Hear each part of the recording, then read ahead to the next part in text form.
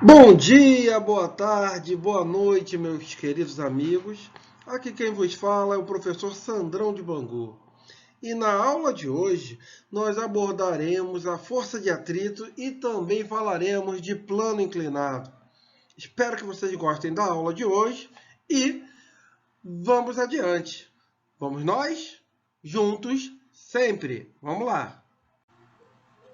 Como nós vimos na aula sobre forças particulares, a força de atrito ela é uma força de contato, né? E aqui nós temos, para a gente exemplificar, um indivíduo empurrando uma caixa. E quem é o atrito aí? A força de atrito ela vai surgir devido à interação entre superfícies de contato do chão e da caixa que está em contato com ela. Então, devido a essa interação da caixa com o chão, vai ocorrer aí atrito. E nós temos dois tipos de força de atrito: a força de atrito estática e a força de atrito cinética. E a gente vai entender um pouquinho sobre esses dois caras aí. Então, olha só a seguinte situação que tenho aqui. A força de atrito estática, ela ocorre quando o corpo está em repouso. Então, quando ele está em repouso, nós temos o atrito estático. E quando há atrito e o corpo está em movimento, nós temos a força de atrito cinética ou dinâmica, ok? Ambas são calculadas da mesma maneira. Força de atrito, ela depende do coeficiente de atrito vezes a força normal. Esse coeficiente de atrito, ele pode ser estático ou dinâmico, né? A força de atrito estático, ela é variável, ela aumenta até um limite, né? E esse limite é chamado de força de atrito máxima, né? Qualquer força maior do que a força de atrito máxima coloca o corpo em movimento. E já a força de atrito cinética, ela é uma força constante e sempre menor do que a força de atrito estático máximo. Tá? Ela é constante e sempre menor do que a força de atrito máximo. Então aqui agora a gente tem algumas situações para a gente compreender e diferenciar as forças de atrito estático e cinético. Então vamos considerar o cara empurrando essa caixa. Então, primeira situação. Se eu não tenho ninguém empurrando a caixa, eu não tenho nenhuma força sobre ela, então a minha força aplicada sobre ela vale zero. Logo, a força de atrito também é nula. Então, o atrito só vai começar quando uma força começar a atuar sobre esse bloco. Então, quando eu aplico uma força F1 aqui,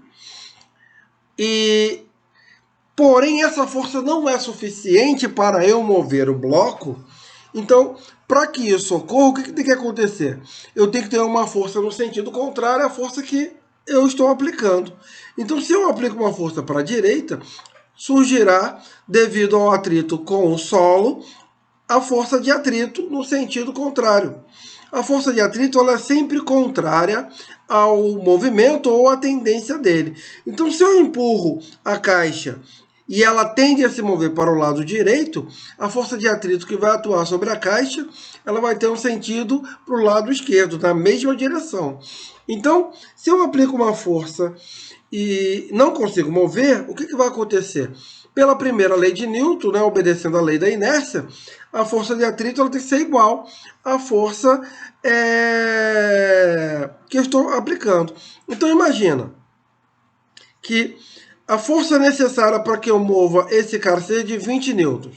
Então, na primeira situação, eu aplico uma força de 10 newtons, de 0 newtons, não aplico força nenhuma, o corpo permanece em repouso. Se eu aplicar uma força de 10, lembra, a força necessária para mover o cara é de 20 newtons, que é o atrito máximo. Então, se eu aplico uma força de 10, eu não consigo mover esse cara. E quanto vai valer o atrito? Como ele não se move, o que está para um lado tem que ser igual ao que está para o outro, ou seja, a força de atrito estático ela vai ser igual à força que eu estou aplicando, ou seja, 10 newtons. Bem, e se eu aumento a força e aplico uma força agora de 20 newtons, igual à força de atrito máxima? Bem, Então, se eu igualo ao atrito máximo, a força de atrito máximo, o que vai acontecer? Eu vou conseguir mover o cara? Ainda não, né? Então, as forças vão se igualar. Então, pela primeira lei de Newton, a força de atrito vai ser igual à força que eu estou aplicando. Ou seja, força de atrito 20, a força que eu aplico 20. Porém, esse corpo, esse bloco, ele vai estar na iminência de se movimentar. O que significa iminência? Que qualquer força um pouquinho maior que 20, eu consigo colocar o corpo em movimento. Então, se eu aplicar uma força de 21 newtons, aí eu vou conseguir vencer a força de atrito estático. E aí eu consigo colocar o corpo em movimento. Bem, então quando eu consigo manter o corpo em movimento, essa força de atrito ela diminui e fica constante. E aí eu vou ter uma força resultante que vai promover uma aceleração nesse corpo.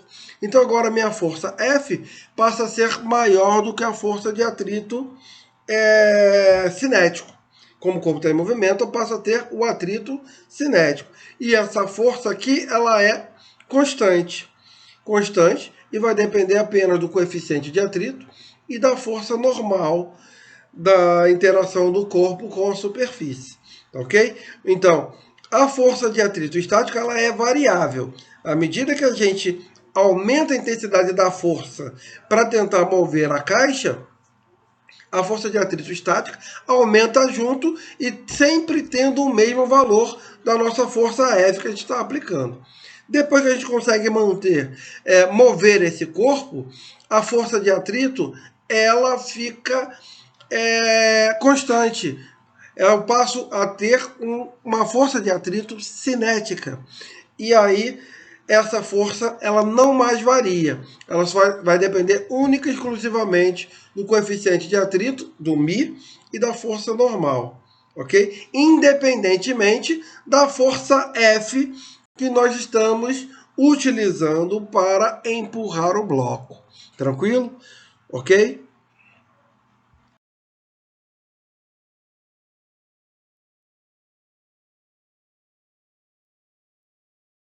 Vamos exemplificar. Então a gente tem um bloco de 5 kg de massa sobre uma superfície plana e horizontal. Quando sobre ele passa a atuar uma força F de direção paralela ao solo, conforme a figura abaixo. Considerando o coeficiente de atrito estático e cinético desse bloco entre o bloco e a superfície igual a 0,6 e 0,4, respectivamente, determine, considerando gravidade igual a 10 metros por segundo, letra a força de atrito estática máxima. Então, a primeira coisa aqui, eu tenho uma pessoa empurrando o bloco. Então, a primeira coisa é eu determinar quais são as forças que atuam nessa caixa. Então, vamos nós. O cara empurra o bloco utilizando uma força F para a direita. Então, eu vou representar essa força que o rapaz aplica para a direita. Então, se a caixa ela tende a se movimentar para a direita e há atrito, a força de atrito ela tem a mesma direção do movimento, porém sentido contrário. Então, se o movimento tende a ser para a direita, a força de atrito ela vai ser horizontal para a esquerda. Bem, esse bloco ele tem massa, então ele tem peso. Como é que a gente representa o peso? Sempre vertical, apontado para baixo. E ele está apoiado no chão, está apoiado na superfície. Então eu tenho a força normal empurrando esse cara para cima. Então está aqui a minha força normal. Legal. Uma coisa muito importante. Como na vertical esse bloco não se move, não há movimento na direção vertical, então isso significa que na direção vertical ele obedece à primeira lei de Newton. Então eu tenho que a força resultante aqui é zero, ou seja, o que está para cima vai ser igual ao que está para baixo, ou seja, normal igual ao peso. E aí eu tenho que peso quem é? Massa vezes gravidade, e vale 5 vezes 10, 50 newtons. Logo, a minha força normal, que é igual ao peso, ela vale 50 newtons. E eu vou precisar dela para calcular a força de atrito. Então vamos lá responder a letra A. A força de atrito estática máxima vai valer. Então, como é que a gente calcula a força de atrito? Força de atrito máximo vai ser o coeficiente de atrito estático vezes a normal. E aí eu tenho que o meu coeficiente de atrito estático vale 0,6 e a minha normal vale 50. Então, a força de atrito estático máximo vale 30 newtons. E o que isso implica? Que para conseguir mover essa caixa, esse bloco, eu tenho que aplicar sobre ele uma força inicialmente maior do que 30 newtons para tirá-lo da inércia, ok? Aí ele pergunta, qual o valor da força de atrito quando eu aplicar uma força de 20 newtons sobre ele? Bem, então nós já vimos que para conseguir mover o bloco, eu tenho que aplicar uma força maior do que 30 newtons. Então, o que vai acontecer? O bloco ele vai continuar em repouso. E se ele continua em repouso, por que ele continua em repouso? Porque a força aplicada é menor do que a que eu preciso para colocá-lo em movimento. Então, a minha força de atrito, se a força resultante é zero, ela tem que ser igual à força aplicada. E a força aplicada nesse caso é de 20 newtons. Então a minha força de atrito também vale 20 newtons. E que força de atrito é essa? Estática. Por quê? Porque o corpo está parado. Na letra B, ele fala, o que acontece com o bloco quando a força for de 30 newtons? Bem, agora eu igualei a força necessária para iniciar o movimento do cara. Eu vou colocá-lo em movimento? Não. Por que que não? Porque eu preciso de uma força maior do que 30. Então, quando eu aplico uma força igual a 30, o corpo continuará em repouso. E aí, isso significa que ele estará na iminência de se movimentar, ou seja, qualquer força maior do que 30 colocará esse bloco em movimento. Por exemplo, se eu aplico uma força de 30,1, eu coloco esse bloco em movimento. Ok? Tranquilo? E quanto vale essa força de atrito? Ela continua valendo 30. Ela é igual à força que eu estou aplicando. Ok? Agora, com o bloco em movimento, qual é a aceleração do bloco quando a força for de 50 newtons? Aí nós já estaremos diante da segunda lei de Newton. Então eu vou ter agora uma força F empurrando o cara para a direita e uma força de atrito empurrando o cara para a esquerda. Então como é que eu vou determinar essa situação aí? Vamos lá, agora sim. Como é que nós vamos determinar essa situação aí? Bem, então eu vou determinar, como o bloco está em movimento, qual é a força de atrito cinética desse bloco. E quem é a força de atrito cinética dele? É o coeficiente de atrito cinético vezes o normal.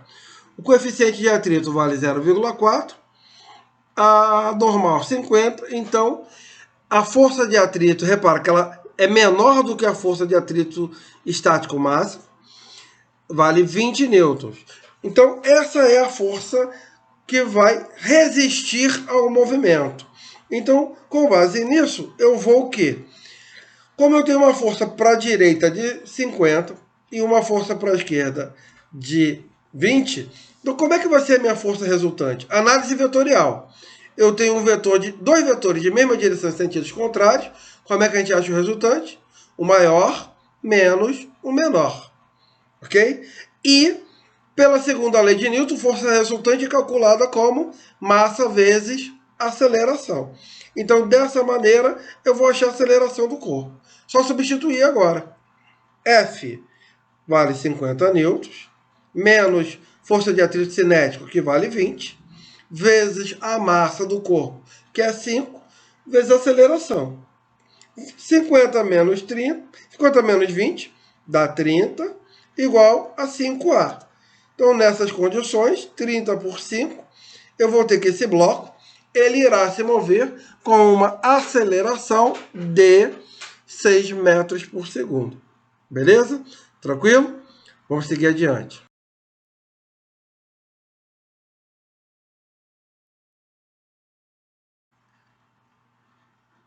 inclinado sem atrito.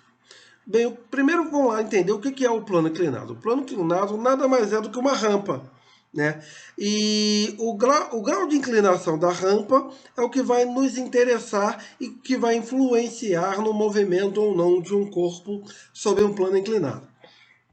Então imagina a seguinte situação em que eu tenho um bloco que foi colocado sobre um plano inclinado onde não há atrito. Esse plano inclinado, ele forma com a horizontal um ângulo θ. Um ângulo θ que será muito importante para a resolução do problema. A primeira coisa que nós temos que fazer é determinar quais são as forças que atuam no bloco neste momento. Então, para a gente fazer isso, nós temos que analisar. Então, quando eu coloco o bloco sobre a superfície do plano inclinado, eu passo a ter apenas duas forças atuando sobre ele. Quais são elas? A força normal, que a gente pode chamar de N ou Fn, como está aqui disponível, né? Quem é a força Fn, a força normal? É a força que o plano inclinado exerce sobre o bloco. E é uma força sempre de afastamento. A força normal sempre forma 90 graus com a superfície de apoio, né? Então ela sempre vai formar 90 graus, neste caso, com o plano inclinado. E a outra força é a força peso. A força peso, ela é sempre vertical, apontada para baixo. Legal. Então agora, se a gente reparar, eu tenho vetores, dois vetores em direções diferentes. E eu preciso dar um jeito de colocar esses caras nas mesmas direções. Então, para isso, eu vou ter que fazer a decomposição vetorial de um deles. Vou ter que usar para isso o plano XY. E como é que a gente vai usar o plano XY? A gente vai usar o plano XY de tal maneira que o eixo X fique paralelo ao plano inclinado. O eixo X com direção paralela ao plano inclinado, perdão. Beleza. E aí?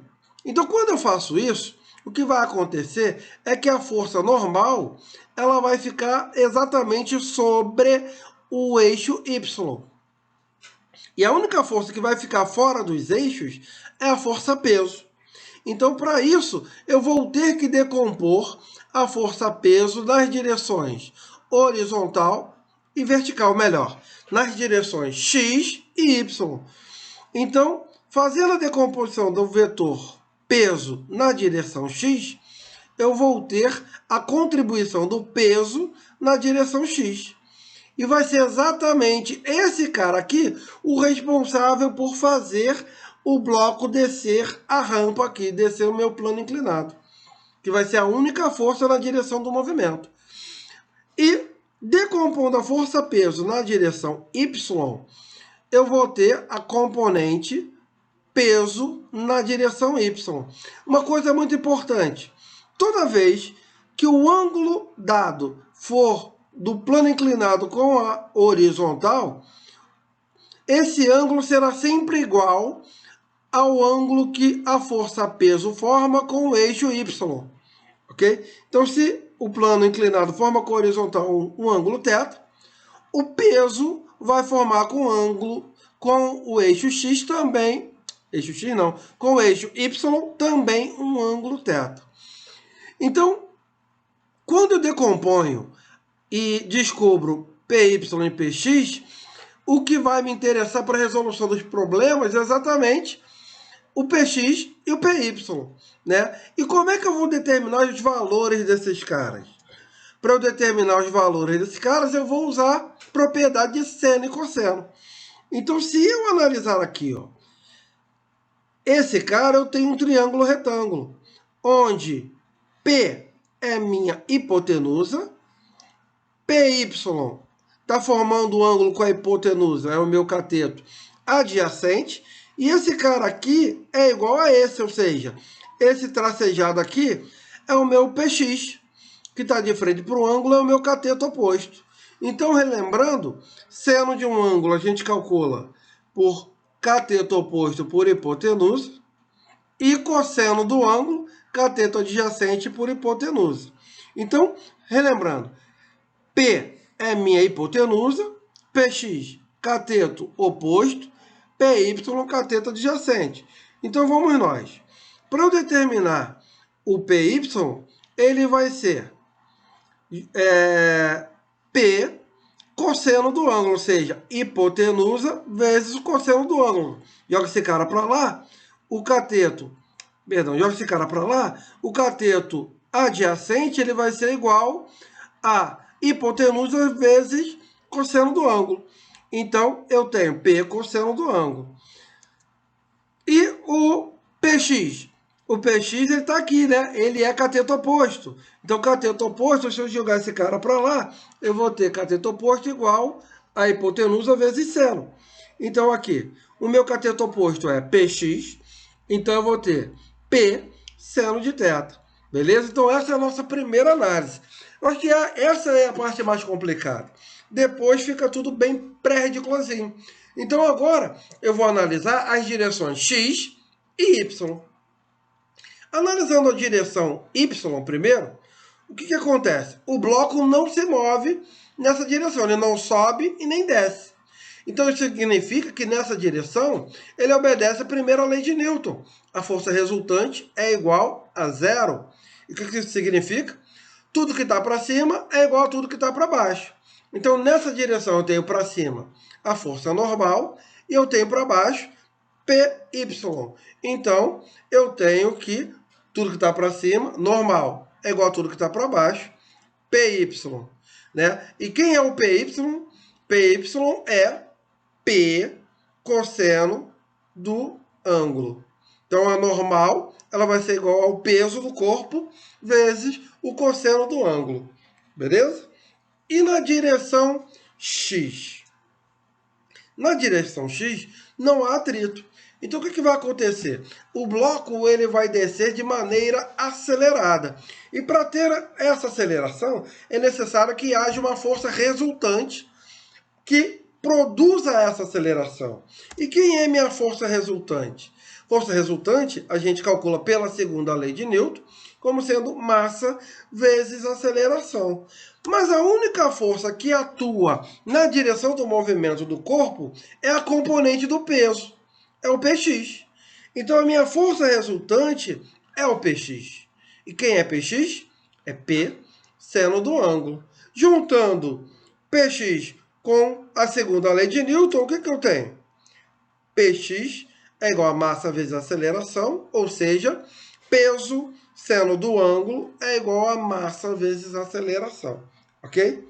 E toda vez que não houver atrito, a minha aceleração do movimento, né? Esse bloco ele vai descer acelerado, como a aceleração será proporcional à gravidade vezes o seno do ângulo. E assim a gente determina a aceleração quando não houver atrito entre o bloco e o plano inclinado.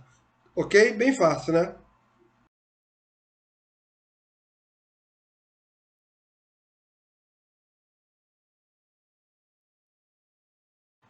Quando o plano inclinado ele contém atrito, né, a análise que temos que fazer é idêntica à anterior. O primeiro passo é nós determinarmos quais são as forças que atuam sobre o bloco. Né? Então, quando não tem atrito, eu só tinha duas forças, a normal e o peso. Agora que eu tenho atrito, a tendência desse bloco é de se movimentar para baixo. E como a força de atrito ela tem sempre a mesma direção do movimento e sentido contrário, então a força de atrito ela vai atuar para cima. Se a tendência do corpo é ir para baixo, o atrito é sempre contrário, então ele atua para cima. Então a nossa primeira análise é determinar as forças que atuam sobre o bloco.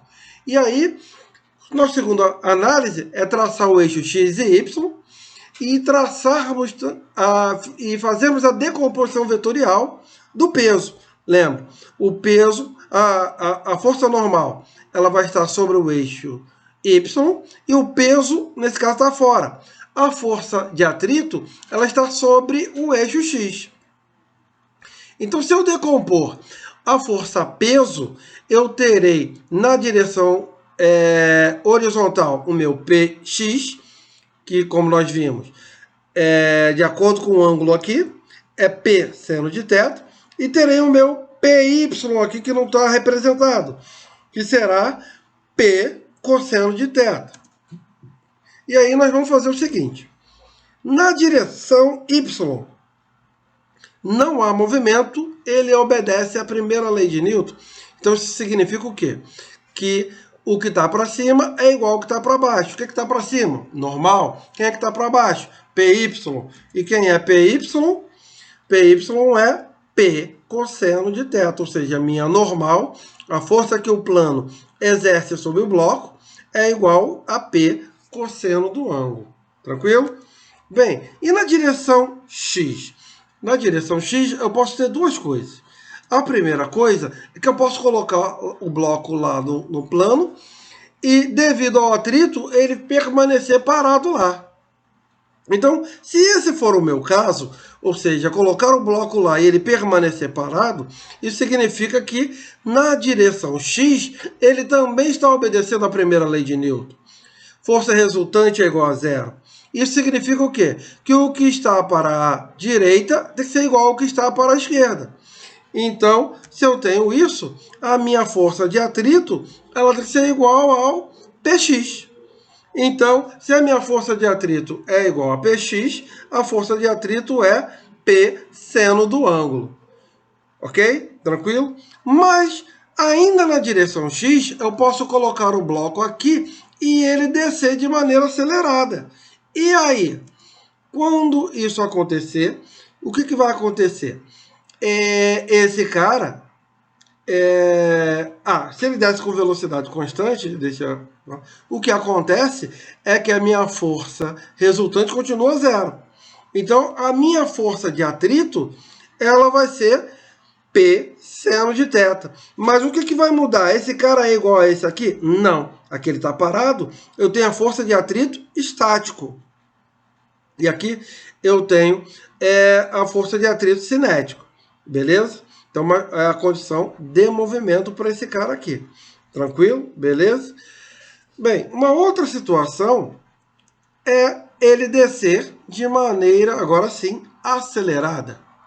E se ele desce de maneira acelerada, ele passa a obedecer à segunda lei de Newton, onde a segunda lei de Newton diz que a força resultante é massa vezes aceleração. Então eu tenho duas forças, uma para baixo, que é o meu Px, e uma para cima. Se o cara desce acelerado, o Px tem que ser maior do que o Φ. Então eu vou ter como força resultante, análise vetorial, Px menos Φ, maior menos a menor. E Φ. E Px vai dar o quê? Px é P seno do ângulo menos o Φ. Juntando com a segunda lei de Newton, eu vou ter P seno de θ menos Φ é igual a massa vezes aceleração. Tranquilo? Então, dessa maneira, eu determino a equação para um bloco que desce com atrito de maneira acelerada. Ok? Beleza? Tranquilo?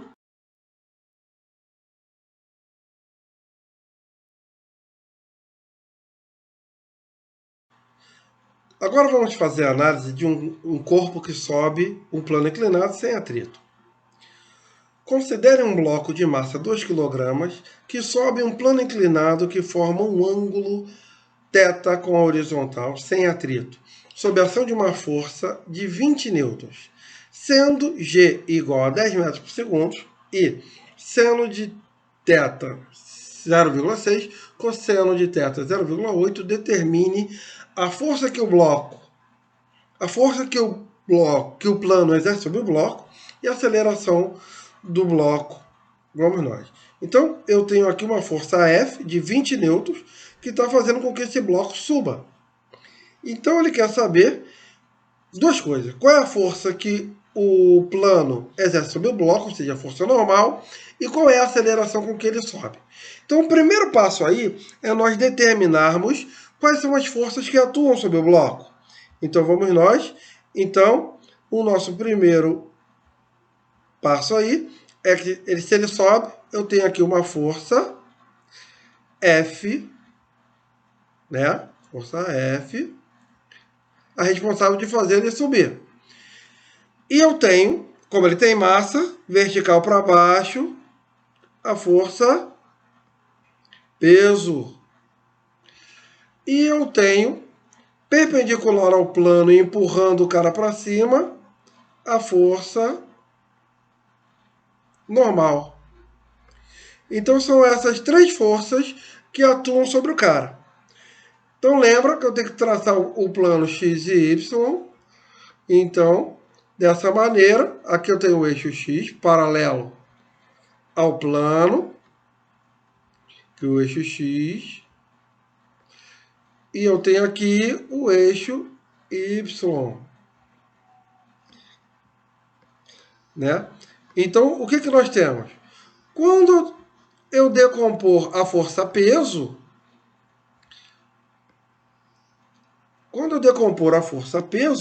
eu terei aqui na direção y a força, o P na direção y.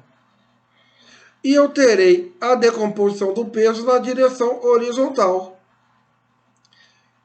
que vai ser o meu, aqui o meu vetor, P de x.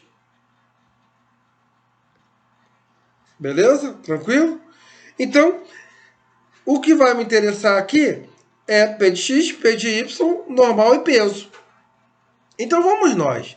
Qual é o meu primeiro passo? Saber quanto vale P de x e P de y. Então lembrando que aqui, esse ângulo aqui é um ângulo θ.